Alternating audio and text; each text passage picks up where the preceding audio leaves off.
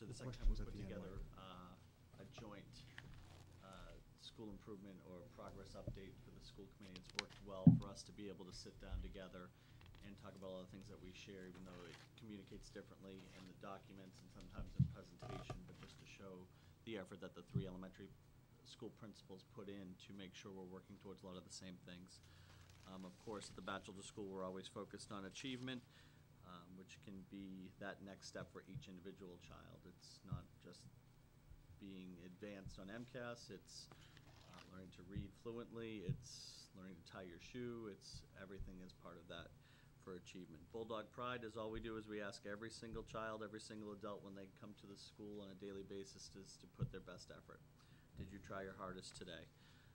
And community, we spend a lot of time trying to teach our children and our adults what we can do to make something better for somebody else, whether it be through recycling efforts, through small fundraisers and donations to outside groups, or local the food pantry and working together on Thanksgiving time. Flipping right over to our school council, we're fortunate to have a few members in attendance tonight. I'd like to thank them for their efforts and recognize them here publicly. I have Tabitha Hydorn, our faculty representative and co-chair. Put your hand up so I know you're here. Katie Stewart is a faculty representative. Carla Lister is a faculty representative. Rich McGowan is a parent representative and secretary. Mrs. Jessica Hampoian is a parent representative in the back. And then not with us this evening, but put a lot of work in over the course of the year. Carol Smith, parent representative. Lindsay Barnes-Felix, parent representative. And Betty Green, our community representative. Using the school improvement plan as a document to help guide us and pace our meetings and discussion points. Just to quickly walk through a couple of the things that we're really proud of at the school this year. Technology integration. This past year, we've had 3 teachers apply for grants where they were awarded a smart board in their instructional space. So we had a teacher in 1st grade, a teacher in 5th grade, and the music teacher all were awarded smart boards. As part of that agreement, they were offered professional development, but then in turn, they offered professional development to our faculty and staff. So over the course of the year, we had 21 teachers in the school that did not have regular access to the smart technology, but was available in the library, participate in training and workshops to build capacity, and we're rolling out our next section where we'll have another 4 smart boards allocated to the school this year. Thanks to our parent organization. And then also a smart table for one of our early childhood classrooms, which is it's kind of like a smart table flipped onto a smart board flipped as a table, so the 5-year-olds can access the touch technology where the smart boards are a little bit higher for them to reach. This year was a very busy year at the Bachelor School with our inclusion and district-wide special education programming. We did a lot of work with our new PPS director and assistant director of PPS, along with training with staff. We opened up 1 substantially separate special education program at the Bachelor School, and then also offer some co-teaching opportunities which are district-wide, where students not only from the Bachelor School but other schools attend. So that's required a lot of logistics of scheduling itinerary services for students and service delivery models. So there's been a lot of work input in that. And then one of the curriculum or instructional areas that we've been focusing on in our upper elementary grades, actually no, it starts in kindergarten. Our K-5 program is Expressive Writing. The district adopted a 6 traits writing program. In the fall, all teachers, I think 95% of the teachers at the Bachelor School have participated in a training, really focused on gearing to give authors a little more voice and a little more creativity in their writing.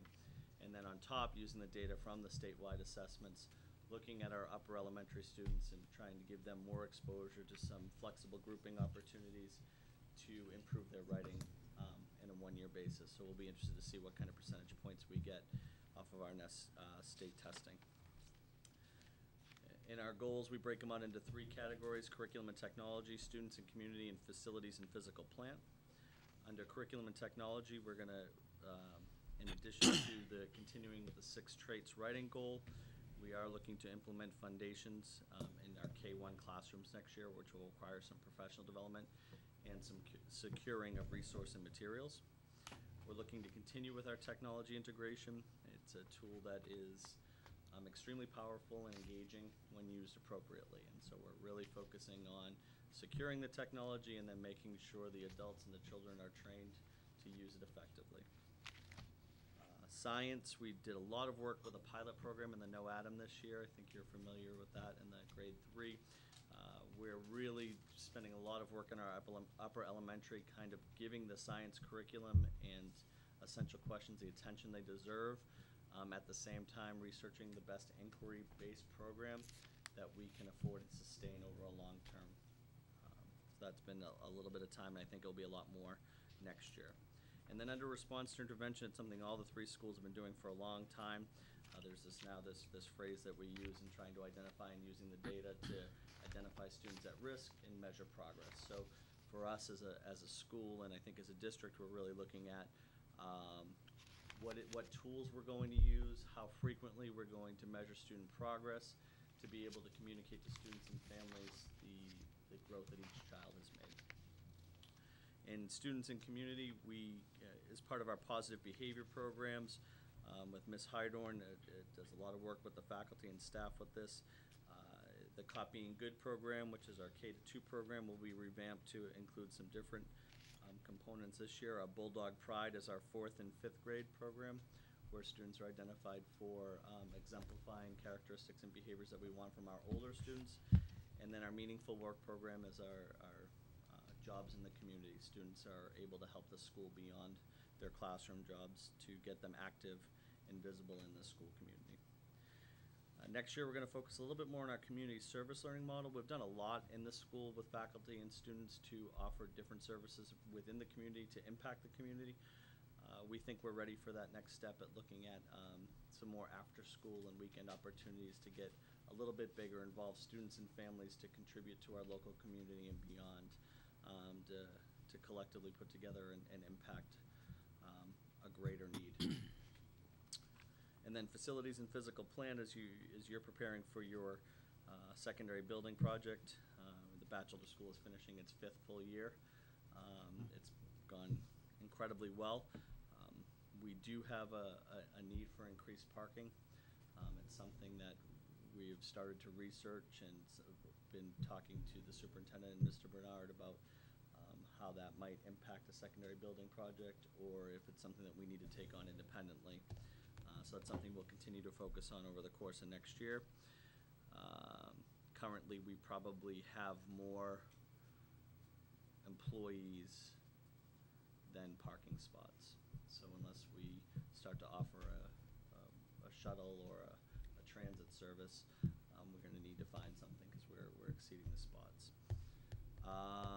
And then we will really need to work with Director of Buildings and Grounds and start a big picture maintenance item so you can stay ahead of your budget planning.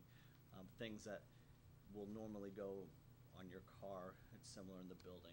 5 years in, door hardware, stuff like that, the wear and tear. It's time to start to invest and do these things well until they break, and then you need things to be fixed in an emergency fashion.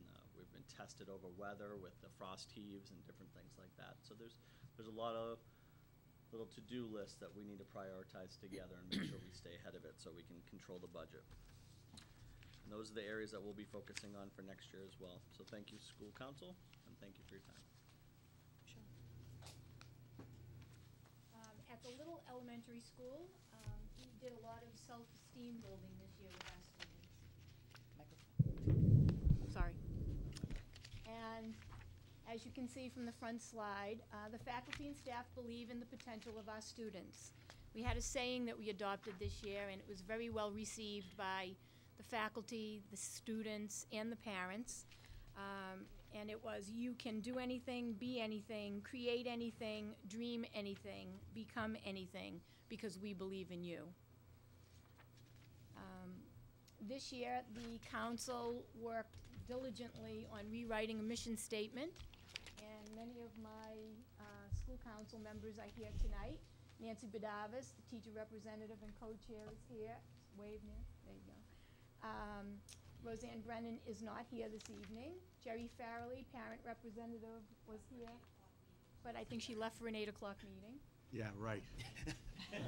Or to see the 8 o'clock meeting. Or to see the puck drop. I hit him, it's Listen, okay. we're not faulting her for that. Terrible. Ladowski, parent representative, is here, and Christine Pecora, parent representative. And not present this evening is Judy Hajar, community representative, and Donna Prentice is unable to be here. The 2010-2011 highlights, which correlate to our goals of last year, just a brief snapshot of some things that went on. We had a year-long anti-bullying campaign to build the students' and staff's awareness of bullying prevention. There was a lot of self-esteem building incorporated into that year-long initiative. Additionally, we looked at the 2010 MCAS results for grades 3, 4, and 5, analyzed them, and focused on improving instruction and providing additional support to students as needed. That included MCAS remediation classes after school for English, language arts, and math. We also provided a year-long reading incentive program to encourage students to read for pleasure. Last summer was the first time, I believe, the elementary schools worked in conjunction with the public library to come up with a summer reading incentive program for the students to participate in. We had another successful year of community outreach at our school, and some of the events that we participated in was the Coins for a Cure from Children's Hospital, Cradles to Crayons, Pajama Drive. We did a Gathering Change initiative, which benefited the food pantry, and also we put together food pantry baskets for the Christmas holiday season. For our 2011 and 2012 goals, the council got together and really looked at what was important. We also did a family survey this year and had wonderful input from the families in the school. Over 40% of the families responded to the family survey, and the information was invaluable. It was really wonderful. So the number one goal at the little school is to increase student academic success in the core subjects as measured by various assessment methods. So we'll be looking to increase academic success in English language arts, math, social studies, and science using a variety of assessments. Additionally, we'd like to increase the installation of hardware and software and the use of technology by teachers with a focus on improved academic instruction and improved communication between home and school. We continue to install smart boards, where we will be installing 4 more this summer, and we're looking forward to incorporating iPads in the classroom as a pilot program this year. Our third goal is to develop a professional learning community model to focus on learning rather than on teaching. And that will include continuing with collaborations, grade level collaborations, cross-grade level collaborations, almost in a vertical format where one grade would meet with the grades on either side of them. We will be developing a data team to look at student data, to guide our instruction, and to work towards success for all students. And lastly, our fourth goal is to improve school culture and student well-being, which includes improving behavior, quality of school life, and involvement in community outreach. And that means the students being more involved in the community outreach as opposed to the adults being involved. So just to get a little bit more detailed on how we plan on achieving those goals, to increase student academic success in the core subjects as measured by various assessment methods, we are looking towards updating the curriculum. You've heard that we will be adopting foundations and working with our curriculum council and specialists. Over 80% of the teachers at the little school are involved in curriculum councils. We are in the process of identifying and piloting core subject vocabulary for every